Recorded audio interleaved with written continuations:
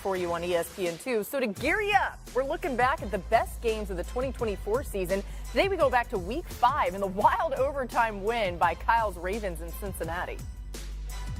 The Ravens arrive in Cincinnati. From the first snap to the last snap, physicality comes through us. Caught for the touchdown by T. Higgins. Throws a short pass to Chase. Nice blocking on the edge. Baby. Jamar to the 40, spinning to the 50. It's a foot race. Jamar to the 30. Touchdown! You do your part. You keep fighting. You don't know what's going to happen. Lamar bobbles the snap, has to pick him off the turf. He's being stiff arms a man, Sam Hubbard. And finally slings in the back of the end zone. Touchdown! Isaiah Likely. Unbelievable. Intercepted. Picked off Marlon Humphrey. Lamar dropped the snap. The ball's on the ground. The Bengals have the football. Yeah. Kick is on the way. It is no good. And sudden death continues in Cincinnati. They toss it left. Henry to the 50. 45-40. 25-20. Tackled at the 6. Tucker's kick is up. It is good! And the Ravens have won in overtime in Cincinnati. All right, again, we have Kyle Van Noy in studio with us today and tomorrow. Kyle, what do you remember about that game? I love winning. Anytime you can win, life's better. Just watching those highlights was awesome. That game was not fun for the defense, but it felt like it was fun for us eventually winning. I mean, you guys saw in the highlights, Lamar Jackson's, EA Madden highlight reel was amazing. Stiff arm. Sam Hubbard, enjoy retirement. Sorry about that play, but stiff arming him and then throwing the touchdown pass to Likely. That's the highlight of the whole day. And then thank you, Marlon, for getting that interception. That interception was key and a crucial part. They were marching, and to get that interception changed the game. Finally, a defensive player made a play. Yeah, no one fact-checked this, Laura, but on that 65-yard tear screen to Jamar Chase, you were off the field. Because if you were on that, I would have got him. You were chasing I would him have down. chased him. By the way, how about an overtime? Speedy. After that, the botched snap, Lamar fumbles it, and they return it to year 38. Run. 3 plays in a row by Cincinnati. They get from the 38 to the 35, and they miss that field goal. Yeah, thank you. You have Joe Burrow and 2 wide receivers. Throw the football a little bit. And I'm sure they will after this year where they're paying them all that money. Yeah, good point. And Kyle, listen, if they had done that, though, and potentially won the game, Kyle wouldn't have been able to sit here and smile and say how much he loves winning. A reminder, by the way, because that got me really excited for the season. We're going to find out about all the great matchups like that one on our NFL schedule release show next Wednesday night, 8 Eastern on ESPN2. Our crew here, we're going to take you through all of it, each team's schedule in the annual 2-hour special. It's going to be a lot of fun. Don't miss it. All right, back to some top stories with Adam Schefter. Let's start, Adam, with Jadeveon Clowney. What's going on there?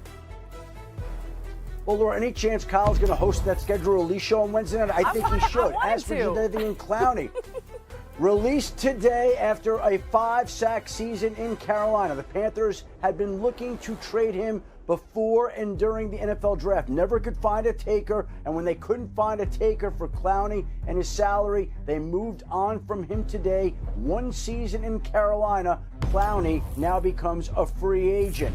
As for some more Panther news, the running back Jonathan Brooks placed on the physically unable to perform list today, which means his 2025 season is over. He's recovering from his second torn ACL in as many years by being placed on PUP today. He now will have the full year to try to come back in 2026. And moments ago, the Pittsburgh Steelers announced that the George Pickens trade is final and official. He's passed his physical with the Cowboys. The Cowboys get their new receiver, and now there are some wide receiver questions in Pittsburgh without George Pickens. The Steelers did trade for DK Metcalf, but minus Pickens, they now will have to rely on wide receivers like last year's second-round draft pick Roman Wilson, Calvin Austin, Robert Woods, the free agent acquisition, Scotty Miller. A lot of question marks, but the Steelers feel very comfortable and confident that they have the right group of wide receivers to help make a difference this season against Kyle's Ravens. Yeah,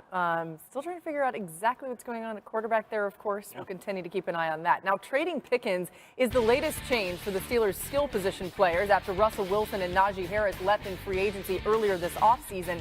Pittsburgh did sign Mason Rudolph to a 2-year deal. He's currently on top of the QB depth chart, while Jaylen Warren and rookie Caleb Johnson will likely split time at running back. Here's Pickens speaking less than an hour ago. I'm grateful to be here, and I'm grateful to play with Dak. As far as like roles and stuff like that, I'm just here to work. Whatever role finds me best is where I'm going to find myself. And I feel like growth for me is taking a great direction and me coming to the Cowboys. I'm kind of where my feet are right now, to be honest. I'm not really thinking about contract talks. I'm just glad to be here at Cowboys right now and, trying to build a winning culture. Saying all the right things, Field. Where does Pickens' departure, though, leave this Steelers offense? Kind of feels like DK Metcalf might challenge for the NFL target record this year. I mean, I know that Adam just mentioned how Pittsburgh feels more confident in their other receivers besides DK Metcalf. Maybe the public does. But I think about this, Kyle. As you guys are game planning right now, if the game was being played this Sunday against the Steelers, right now you're saying somebody besides number 14 is going to beat us because nobody else on that offense, in my estimation, stresses and scares a defense throughout the week, other than DK Metcalf. So to me, it makes me nervous. Now, the good thing is that DK Metcalf has shown himself capable of becoming this game-breaking talent.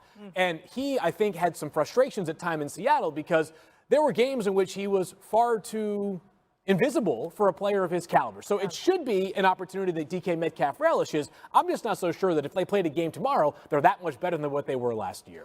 Yeah, my counter to that would be Pat Freiermuth. I don't think he gets enough credit. I do think he's very, very valuable in the middle of the offense. Jaylen Warren, he's a top running back. It'll be nice to see him get a full workload, as well as see Caleb Johnson, that new rookie running back from Iowa. I thought he was one of the best running backs in the draft. So it'll be interesting to see how those guys do. My biggest question mark, what you suggested earlier, was the quarterback situation. That, to me, is the biggest thing.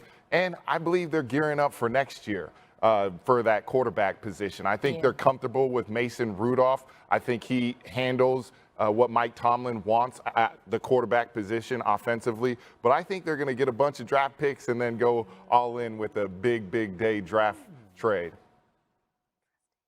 Got my mock ready right now. Before I get to my point, I got a question for Kyle. Kyle, how many yards do you think that the Steelers running backs ran for against you guys in the playoffs? I don't know. I hope 0.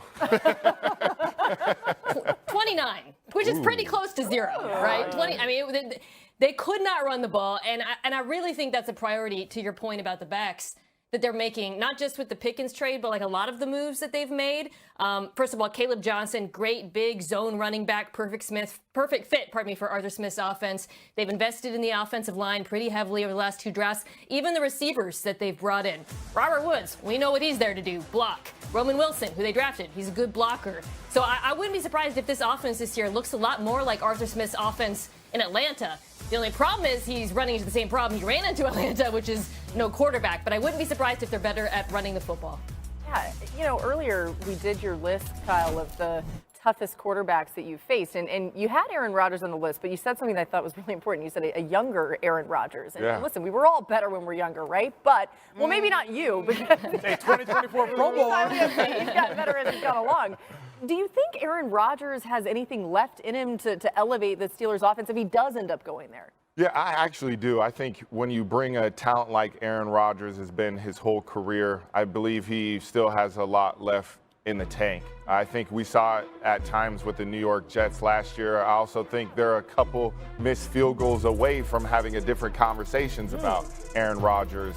I think he still has an arm to do it. I still think he has the competitive spirit, but it's just that want to at the end of the day. Does he want to continue to go out and do the daily task of what a quarterback has to do to get ready each and every week? I don't know. I hope not, even though if he does, great, let's play football. I love it. I thought you brought up a really good point, though. That quarterback class next year, as Fields already thinking about that mock draft, he's going to do many of them for 2026, is expected to be really good. There could be a world where the Steelers are saying, let's focus on that. All right, we got more coming our way here on NFL Live. You don't want to go anywhere because still to come, the Colts have a question mark under center as well. Nina tells us where Anthony Richardson has to improve to make sure he's QB. Tất cả các bạn, chào mừng các bạn đã đến với kênh YouTube của mình. Ngày hôm nay mình sẽ hướng dẫn các bạn cách tô màu những sản phẩm đẹp đẽ nhất. Và để video của mình được hay hơn thì mình sẽ phải tô màu và chọn bút màu để mình tô sao cho đẹp nhất nhé. Các bạn hãy nhớ lắng xem. Và bây giờ chúng ta cùng đi tô màu nào.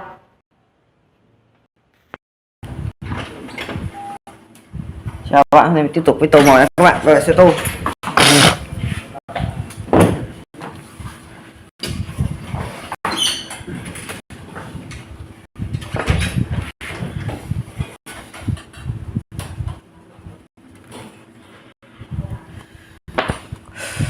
Lạnh đấy nhỉ.